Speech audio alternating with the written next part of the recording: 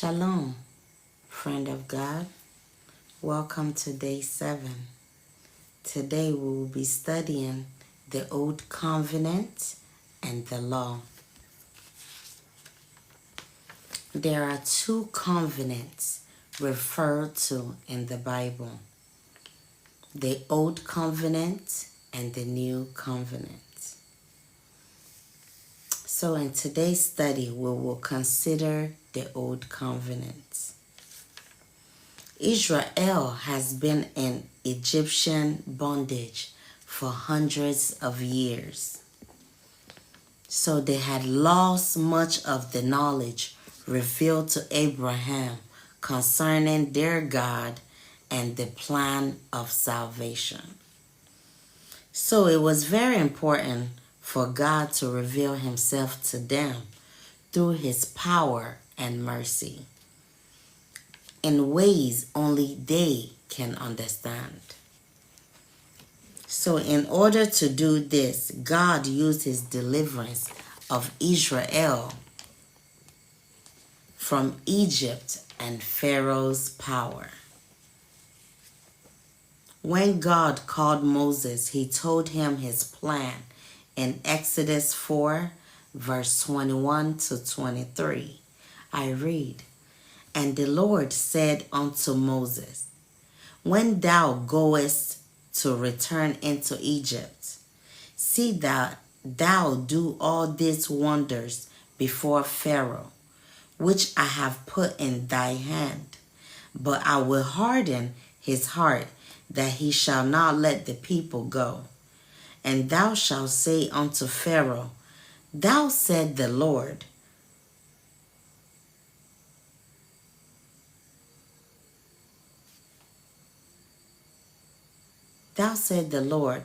Israel is my son, even my firstborn.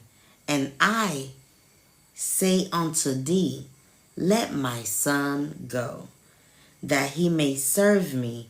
And if thou refuse to let him go, behold, I will slay thy son, even thy firstborn." Speaking to Pharaoh, God said in Exodus 9, verse 16, "And in very deed for this cause have I raised thee up, for to show in thee my power, and that my name may be declared throughout all the earth." So God demonstrated his power to Pharaoh and Israel through the plagues in Egypt and their deliverance at the Red Sea. So through these miracles on Israel's behalf, God wanted them to learn to love and trust him. He placed them in position of complete helplessness, which caused them to depend on God completely for their deliverance. God wanted and still wants Israel to know that he was their deliverer, and that he would deliver them. He would deliver us from all danger and promise to provide their every need. But God's challenge, the challenge God faced was in revealing his true holiness to Israel and their own sinfulness, that it was great, is that Israel has lived for many generations after generations under idolatry and corrupt religious and civil leaders, which greatly hindered the truth God desired to reveal about himself to Israel, as well as reveal Israel's condition to themselves. Like, how would you know you are sinning if you do not even understand what sin is? So they did not know how great their sin was, and their unrighteousness was before God. Israel was blind to the true sinfulness of sin and their own sinfulness before God. Because the religion in Egypt was all work. It was a work religion, which is all false religion. It was work religion, false religion. It was all false religion. So for Israel to recognize their utter inability to save themselves, for them to realize it's like a foreign thing to them. It's not even something they think about because they did not understand. It has been forgotten. It has been a passed down idolatry generation. So not recognizing the holiness of God, the sinfulness of their own hearts, and their complete inability to save themselves led them to see no need for a savior. So this false attitude had them to overcome the truths about God. So this false attitude had to be overcome. They had to overcome it. Something had to happen for them to overcome it. And it had to be taught to them.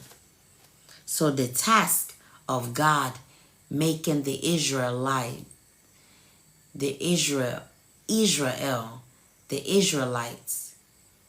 realize their own sinfulness, which has become a custom to us.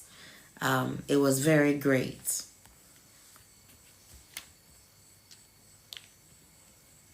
So that's why God had to bring the law to them at Mount Sinai, where he revealed his glory, majesty, and power to Israel. This is where God gave them their 10 commandments, giving them the guidelines and the term of his condition, of his desire for salvation. So when he gave his law, God promised great blessing if Israel obeyed. And you will find this in Exodus 19 verse 4 to 6. I read, "Ye have seen what I did unto the Egyptians, and how I bare you on eagle's wings, and brought you unto myself. Now therefore, if ye will obey my voice indeed, and keep my covenant, and then ye shall be a peculiar treasure unto me above all people. For all the earth is mine, and ye shall be unto me a kingdom of priests and an holy nation." Holy nation. I'm in the Holy Land.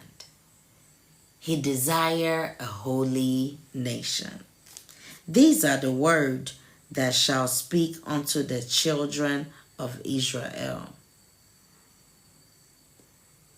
These are the words which thou shalt speak unto the children of Israel. These are the words which I shall speak unto the children of Israel.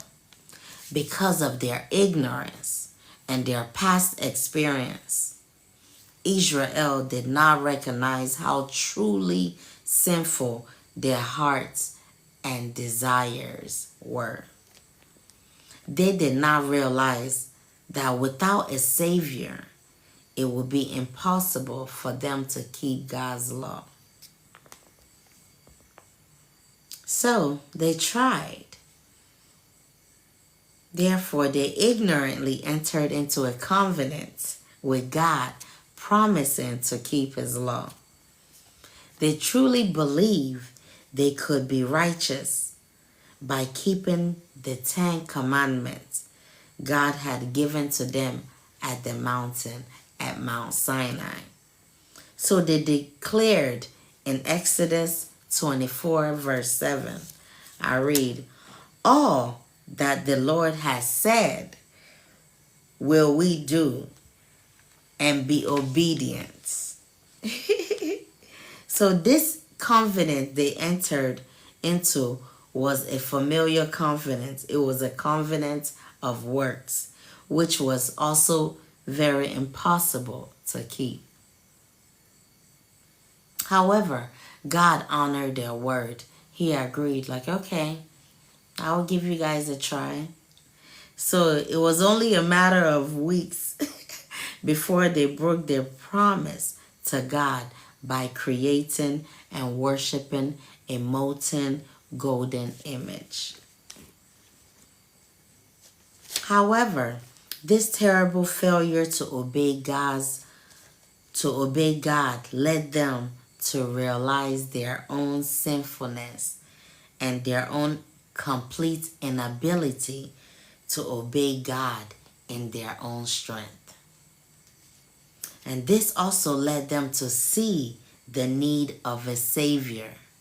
Yes, they now realize we cannot do this by our might, by our power, by our focus. We need a Savior. So they knew they need a Savior, and they wanted to receive pardon for their sin, which had been revealed in God's covenant with Abraham and was taught in sacrificial offerings. So now they could understand and begin to ask for a Savior and ask God for a new covenant. And now they begin to understand the new covenant that God has for them and what God offered in them, So the terms of the old covenant were obey and live. The term God of the old covenant in the Old Testament was obey and live. And you can find this in Ezekiel 20 verse 11. If a man do, he shall even live in them. And you see the same terms repeated in Leviticus 18 verse 5. I read, ye shall therefore keep my statutes and my judgments, which if a man do, he shall live in them. I am the Lord. And in Deuteronomy 27 verse 26, it says, cursed be he that confirmeth not all the words of the law to do them. So cursed is those who confirm the law and the word of the law and say they won't do them. But the new covenant came and it was established on a better promise. The promise of forgiveness of sins and of the grace of God to renew the heart and bring it into harmony with the principles of God's law. So that's what the new promise is about.